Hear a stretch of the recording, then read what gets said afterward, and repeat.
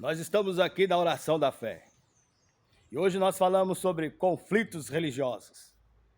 O que é a verdadeira religião para você? O que é cristianismo para você? É religião? Quais são os seus princípios cristãos?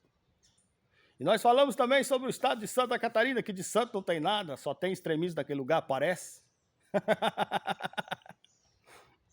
E que sofreram, aquela região que sofreu algumas ondas imigratórias, que no tempo da Inquisição veio a primeira leva, a primeira remessa, e que com eles vieram bruxos e etc, e etc. Eu não vou aqui recriminar ninguém, cada um tem a sua religião e tem a sua fé. E depois, na Segunda e na Primeira Guerra, também tiveram seus imigrantes, alemães, holandeses, poloneses, aqueles que fugiam, né, da Segunda Guerra. Os alemães também tinham muito de Deus, pátria, família. Você observa que aquele estado foi um estado muito influenciado por esses movimentos de conflitos étnicos, religiosos. Porque na Inquisição procuravam as bruxas para queimar. E no tempo da Segunda Guerra, procuravam-se homossexuais, deficiente físico, negros.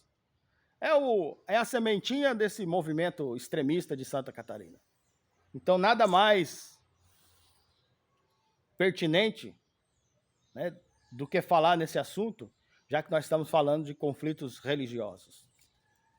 E, infelizmente, esse conceito, esta cultura do ódio, do racismo, é uma cultura muito difícil de acabar, porque isso aí está entranhado nas pessoas.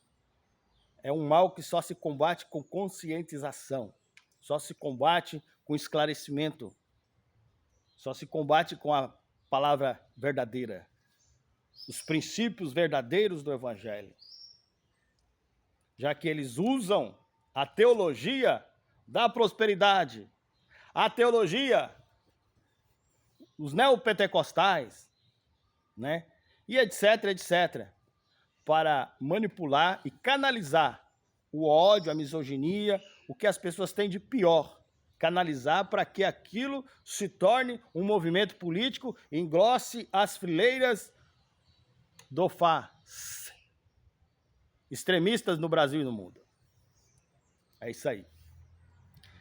Você não precisa esperar nada de bom desse povo. Eles não têm nada de bom para te oferecer. Está lá agora o parlamento da Alemanha, né?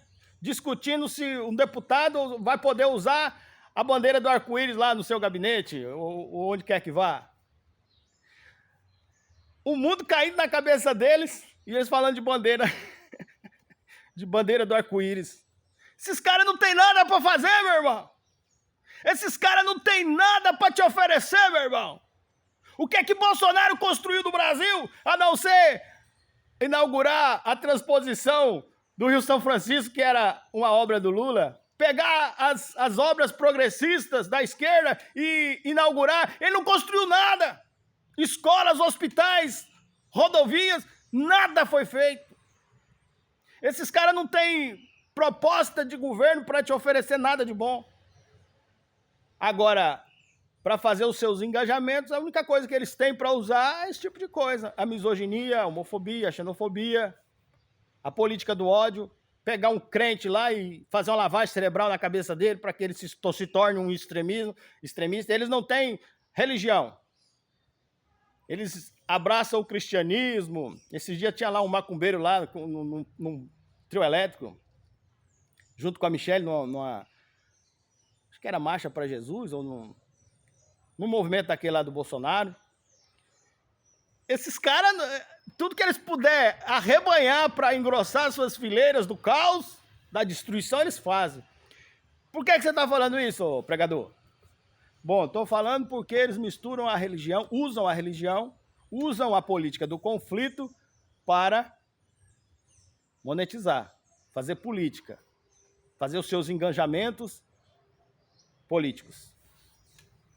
Eles não estão nem aí com a sua segurança. Se você está bebendo, comendo, vestindo, se você está bem ou está ruim, ou está mal. Você vê, criticaram lá o padre Júlio Lancelotti porque o padre leva comida, leva roupa para moradores de rua. Ah, mas tem esse interesse ou aquele. O padre não fuma crack não, meu irmão. Ele leva comida para quem fuma crack. Para quem perdeu família, perdeu tudo. Perdeu a sua dignidade humana, tá lá na rua. E o padre chega lá como um cristão verdadeiro. É isso que cristão faz, viu, seus fascistas de internet. É levar comida, levar roupa, dar assistência. Esses coaches de internet aí só fala de prosperidade. Só fala de... É porque eu detesto o pobre. Esse dia eu vi um pastor falando sobre isso. É porque eu odeio pobre. Mentalidade de pobre. Quem é que vai pro céu? São Francisco de Assis ou esse pastor imundo? Nojento? Filho do diabo? Então, eu não estou aqui para discutir religião. Mas a gente precisa falar, né? Tem coisa que fica engasgada aqui e nós precisamos falar. E eu vim aqui para orar por você. E quero te dizer que Deus quer te abençoar. Evita essas coisas, meus irmãos. Vamos ler a Bíblia, vamos orar, vamos pregar a palavra, vamos falar de Jesus. Evita esses movimentos, estas siglas, né?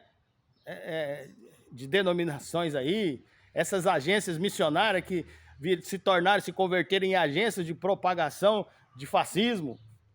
Evita essas coisas. Esse povo vai tudo pro inferno. Eles estão falando de fim do mundo. O que adianta? O que interessa se o mundo vai acabar hoje, amanhã ou a semana que vem, para eles, se já estão condenados ao inferno? Não tem nada de bom para oferecer à humanidade, apenas o conflito. No tempo da Samaritana já haviam conflitos religiosos. E eram eles os motivos mais fúteis possíveis. Às vezes é um motivo fútil, mas que ele é usado para causar um grande estrago. Influenciou a nação inteira. Israel não passava pela rota de Samaria. Evitavam os judeus, porque eram estrangeiros, mas Jesus não tinha esse problema com ele. Jesus, ele sempre passava por ali. E em algumas situações ele encontrou com a samaritana, outra ele encontrou com os 10 leprosos. E Jesus não deixou de fazer milagre só porque estava no meio dos samaritanos, só porque estava no território de Samaria. Jesus fez e ele faz milagres ainda hoje em qualquer lugar do mundo, em qualquer país do mundo, em qualquer povo do mundo. Basta que creiam como a samaritana creu e falou assim: vejo que tu és profeta. E depois ela falou assim: quando Cristo vier, ele vai nos anunciar coisas boas novas. Jesus fala: sou eu quem falo contigo. É uma questão de crer, de acreditar. Tem gente que crê, tem gente que recebe, tem gente que não crê. Os judeus não acreditam no evangelho. Essa é a verdadeira face deles. E eles querem engrossar as suas fileiras de extremismo, trazendo para si um movimento cristão, para pregar as suas ideias, suas ideologias judaicas, judaizando o mundo, causando caos, causando conflito. Mas Deus é maior. Deus é maior. Vamos orar. Senhor, meu Deus e meu Pai, eu quero neste momento apresentar o teu filho e a tua filha que está orando junto comigo agora. Essa pessoa, Pai, que sofreu preconceito no trabalho, em casa, no lar, na família.